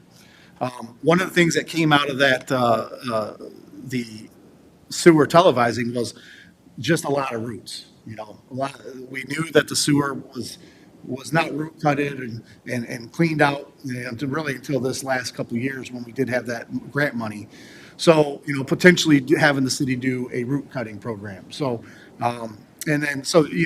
just right there where, we estimated at $40,000 additional that probably needs to be added to the sewer fund just to have those programs implemented. So right now your budget shows a deficit. So, think about how we need to raise more money and possibly look at the rates and everything else. So, so this is just a discussion. I don't have any rates, to bring in front of everybody. Of course, we all knew that, the rates are substantial now, and that's very hard, to manage. But, what we think we need to do is we need to review the cost and just like I said, figure out what we want to project for the next future years for additional maintenance and cost so that we can really refine that number. Review budget items for any new capital projects that might be identified. Remember, if we want to do a large project here moving forward, of course, the city's gonna look at all grant opportunities, but saving for that rainy day fund is something that you guys might want to consider. Those, right away, a pump goes in a lift station, they're expensive. Sewer spot replacements. If you recall, a month ago, a couple different locations were done. They were called potholes, but actually they were sewer failures that had to be dug up and completed, reconnected to the manholes. So maybe increase and consider, how do we save for those? But maybe even possibly just, reviewing the current rates if you wanted to go down that road and figure out if what your current rates, bring a rate consultant in to look at any potential rate adjustments or, for city needs that you might change on the budget, or just even cover inflation costs. So just like I said, just a discussion as you guys are, working towards getting some money from Treasury and just trying to get out of this, this deficit. Of course, the sewer looks manageable. It wasn't as low, but of course the water side, I know that we've chatted about the water a lot. But this came up. I added the water on here, but we were concentrating on sewer at the time. But I provided both information there, so it's just something to really think about as Mr. Little is talking through budgets and items on things. If we want to entertain going to and looking at rates as things happen here. So you've still got the grant funds that get closed out here, but you guys want to start thinking about, okay, how do we maintain those assets longer over time, and maybe do more cleaning. Now the city does have the FMV operations group does have a requirement to clean out 15% of the sewers every year. So that is helpful.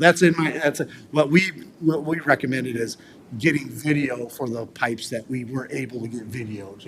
You should really have a cycle of doing that. Every so many years, every 5-6 years, and that's stuff that you kind of want to start thinking about as all this new items get built in the city. So. Thank you. I had a question, Mr. Little. I don't know if you can answer this, but do we have a strategy in place to try to collect on unpaid bills? We do, and we're going to be entertaining a good bit more discussion on that with you all, because we're at something of a crossroads here now, and that's why I wanted to have this presentation. We want to start doing this on a regular basis. The monies, the millions of dollars that we've been spending, lead line replacement, the sewer program, the repairs in the water plant and so forth, that's the end of the ARPA money that came through the state to us to help us get those things done. As he's saying, there is also the obligation to maintain this stuff. And and when you've got as much going on as we do as a city, that maintenance obligation is going to start hitting us very, very quickly as more things break down, need to be repaired, whatever. And we are going to have to look at making sure that we anticipate and provide for revenues and funds to be able to be prepared to deal with those things. Right now, we don't have that. We've been fortunate that grants have covered most of it. We've done what we could with what we have, but just like we're talking about these lift stations, 3 of these lift stations are practically gone and have to be, I mean, major repairs needed to them right now that we've been struggling with Eagle to try to get them to help us use what's left of the ARPA money, but we've run out of time. They've got to close that out by September 30, which is barely a few months from now, and it doesn't allow time to get money, bid the process, get the work done, and provide for the closeout. So some of this we're going to wind up incurring ourselves also. And Commissioner Warren, just real quick, I don't have any, the numbers that I provided were just the actual revenues that were recorded. I don't have any information in there on collections. It's just a line item for expense and a line item for revenue. So, yeah, but yes, that is a concern. As you know, my number might show this, but you might not be collecting or getting it all in the city at the, yep, so. Member Wisnot? Have we begun to collect the back city taxes that are owed for the businesses? Would that be something that would help with the funding that's needed? Well, the way that works is when taxes are not paid after 3 years, they go to the county for foreclosure. I'm not And speaking on residential, I mean the business, I know the citizens have to pay, what, 1%, business pay? oh, you're 0.5%. referring to the income tax. Right, income Yes. tax. And I think at one meeting they were saying there were some businesses who hadn't paid, and we can go back 4 years to collect those. There Have are you efforts started? underway to try and do that. Right. That help with what is needed, though? Some, yes, but right now, in all honesty, there are a lot of obligations against the income tax. And it's the thing we need most of all is growth in terms of people paying into new income tax, new residents, new houses, new businesses, new buildings to pay into the income tax. Yeah, but those that are behind and have not been paid within the last 4 years, collecting those will put money into the finances, correct? I mean, because if we don't have it, and we can go back 4 years to collect the business tax, what I was thinking about, I heard that some of the businesses were behind 4 years. We can only go back, the state said we can only go back 4 years to collect those. So if we could collect those, that would help to lift state and other monies and funding that we need. Certainly, and efforts are underway to try to collect those, and they're having some success with it. Anyone else? No? All right, thank you very much. Thank you, yep. Oh, sorry, Commissioner Henry, come on down. I'm just going back to the time when we approved the bond for sewer. Somewhere in little paragraph it said, rate increase. And it jumped out at me and slapped me, and I asked, is there gonna be a rate increase? And the answer was no, we don't know. Now, 2 months, 3 months later, we get another indication that it might be a rate increase. First thing he said was a rate increase.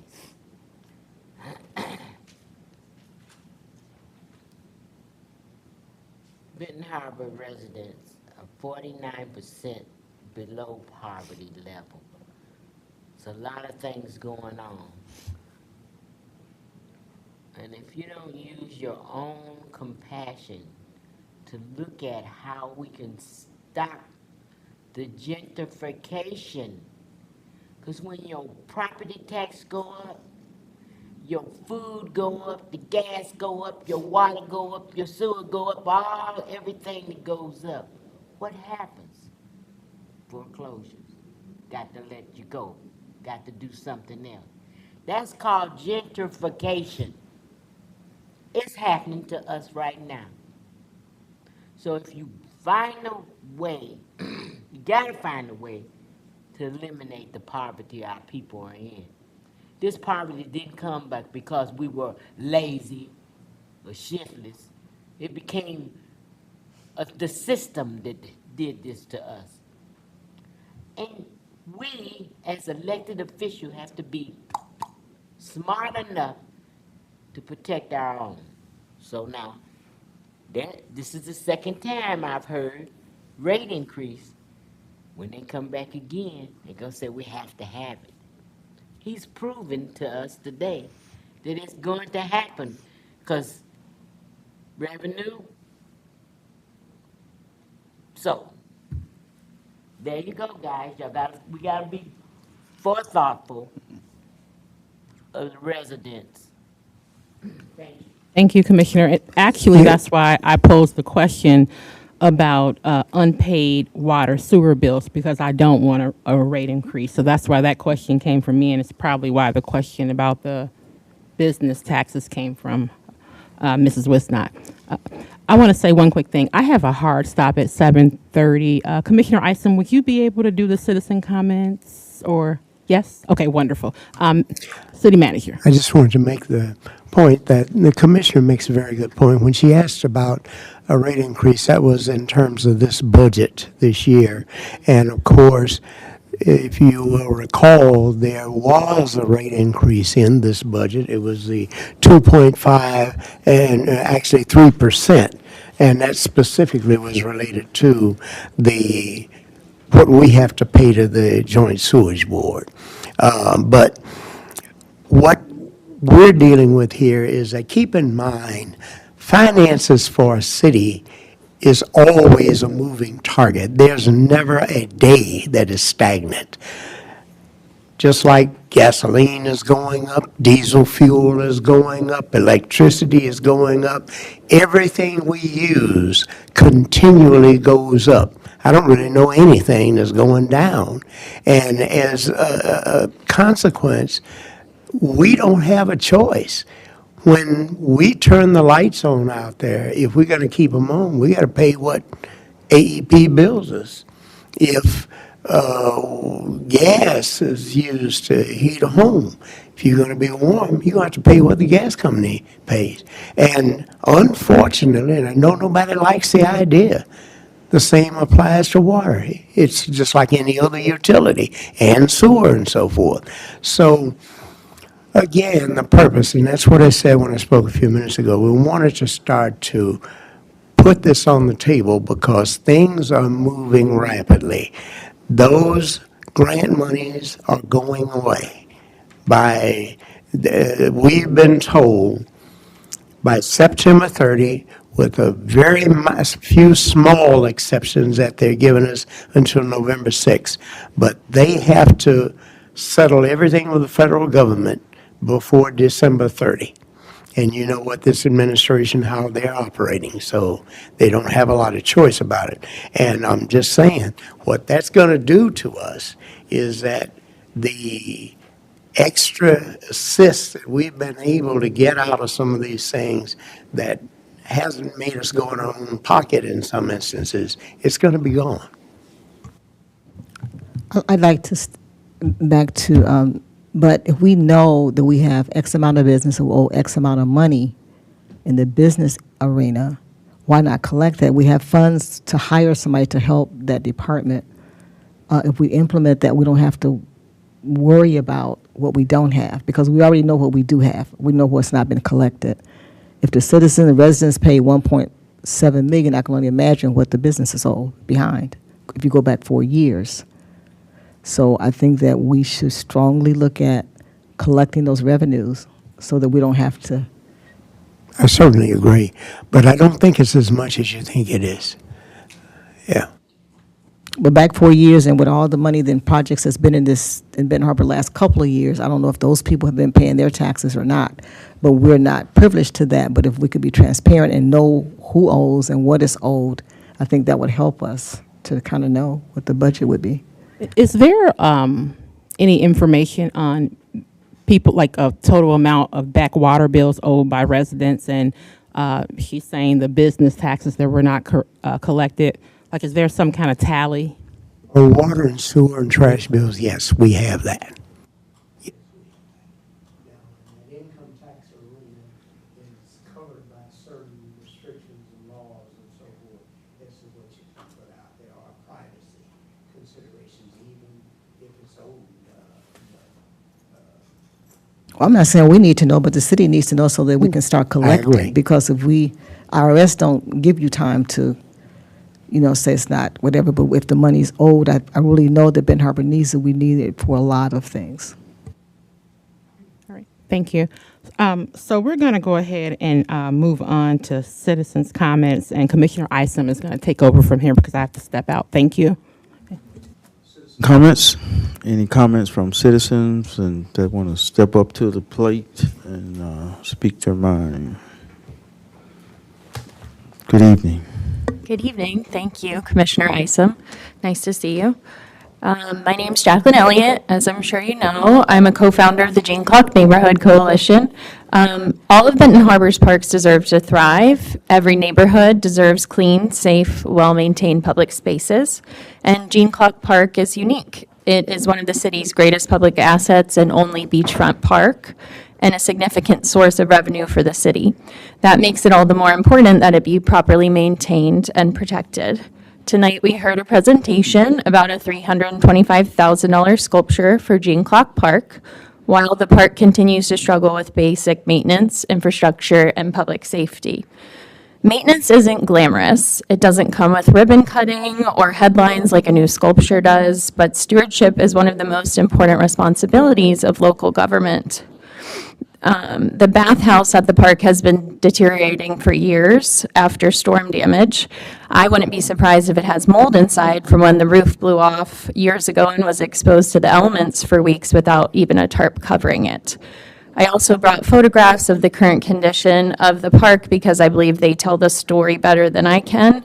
They show the deteriorating roads, holes in the bathhouse, missing vents, and concrete parking stops that have been knocked out of place. In addition, the shower drains are filled with sand and need to be flushed, and ceiling planks are falling from the pavilion.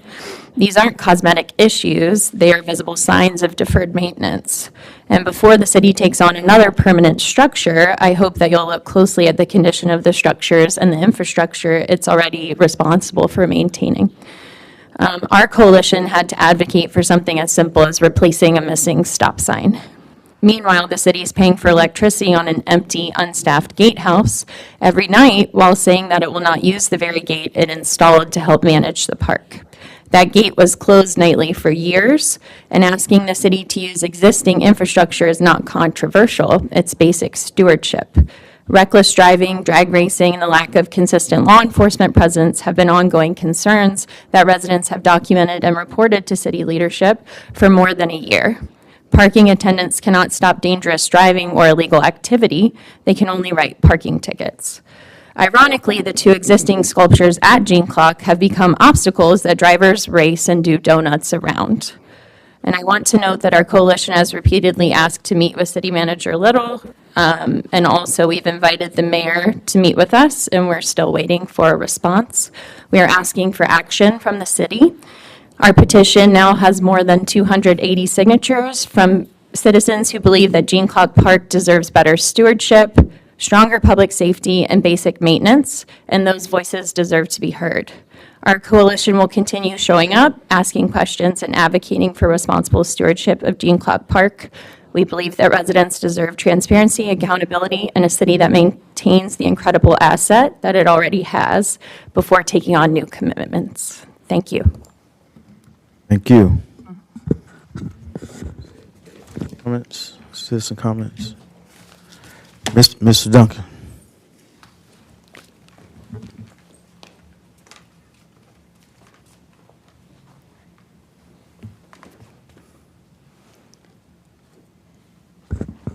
when it comes to Gene Clark Park, we need some help. And we need you guys to make it happen. For a long time, I said we needed to come together, or no, not we. You guys come together. I'm talking about commissioners and city manager, come together and plan our beach. Plan what we're going to have there, what color is going to be there, what is it representing. And we keep coming back with other ideas, which in time would be wonderful, I think. But right now, we have more to do to get to that point, to where we're worrying about a summer solstice when we got to worry about our bills getting paid. This is not going to pay our bills. This is going to take money out of citizens' hands. Money that we don't have in our hands. How is that going to work? Is the river taken care of now? Do we have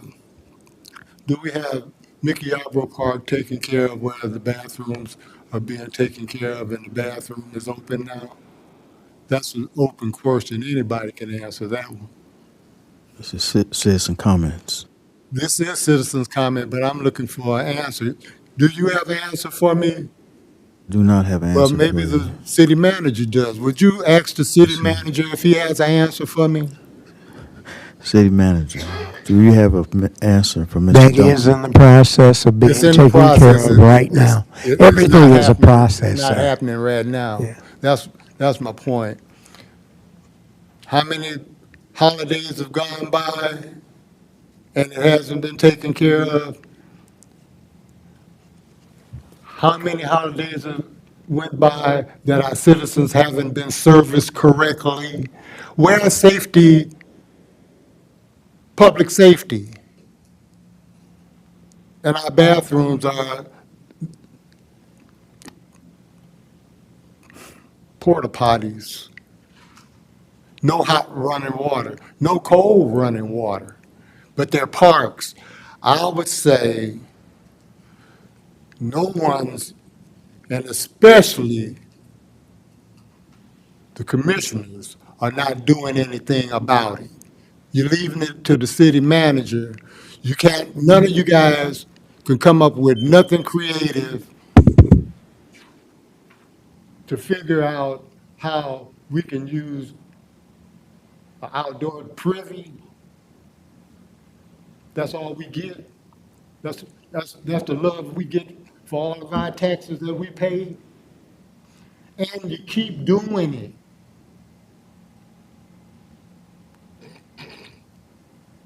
I'm gonna keep doing what I'm doing, so y'all can keep doing what y'all are doing if y'all want to.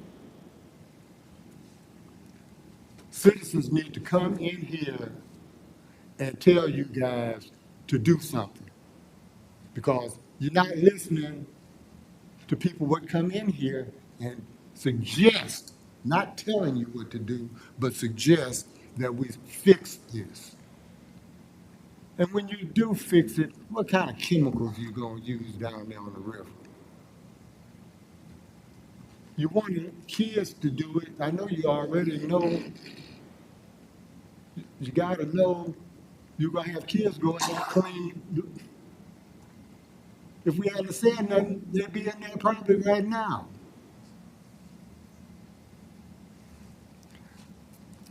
We're gonna think our way through this quickly, much quicker than we have been doing.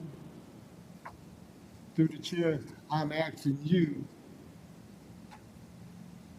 City manager working on the process. I ain't talking about the city manager right now. Well, we got to work, he's the administrator of the services that we gonna, Yeah. we working on the process. Well, Oh, I'm gonna suggest that all of you guys work with him on that. The summer's almost gone and we haven't got a bathroom, a running bathroom. Come on, man. You don't thank me because you don't want me to say what I'm saying, and you know you don't.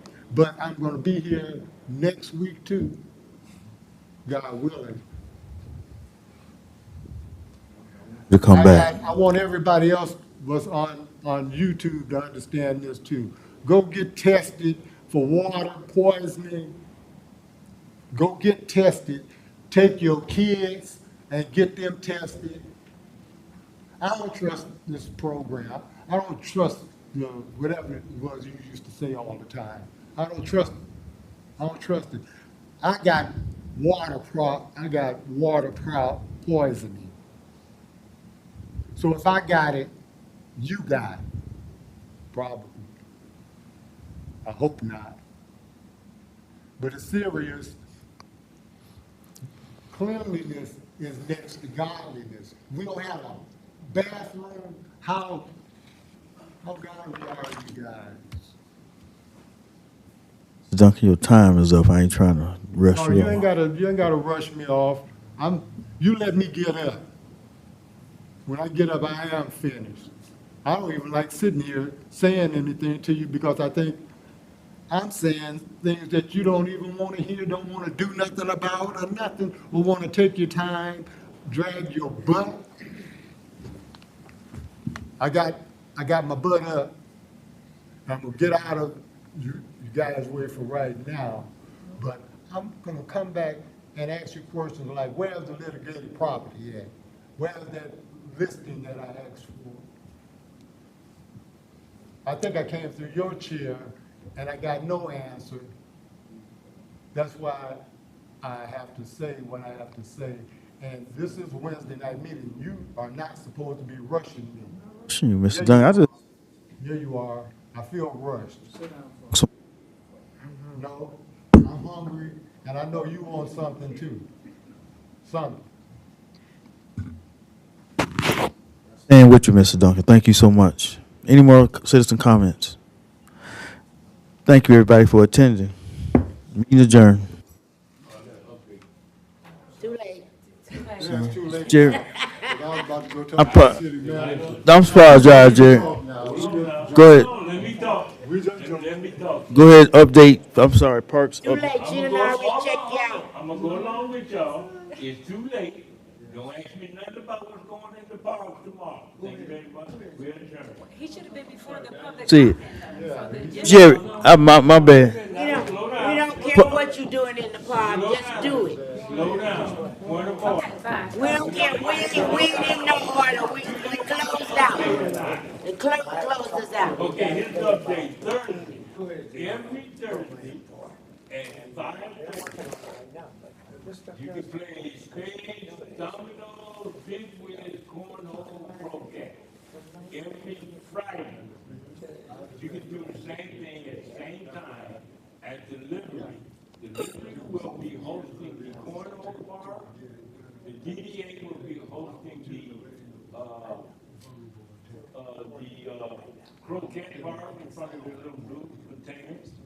And under that shade tree, you will be able to play your spades and dominoes and chess. On a Saturday, same time, it will be right across the street at the City Center Park. Same activities, same time. That's my update. Can you give us that time one more time, Jerry? Thursday, Yarborough Park, so that's everything begins tomorrow night. Yarborough Park from 5:30 to 9:30. At the Liberty, we're over there in that area, same time, that'll be Fridays. Saturday, same time, City Center Park. Every Thursday, Friday, and Saturday, up to Labor Day weekend. Championship, whoever wins, spade, whatever you win, you will get an award. I'm working with Glassworks to do the awards. They're not gonna give you those glass bowls. All equipment will be supplied, All all. the equipment, oh yes, so thank you very much, city. So all the equipment has been already, done. I have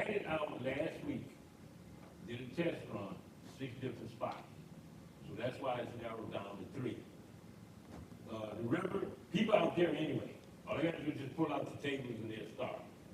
Downtown and delivery, they had signatures a month ago.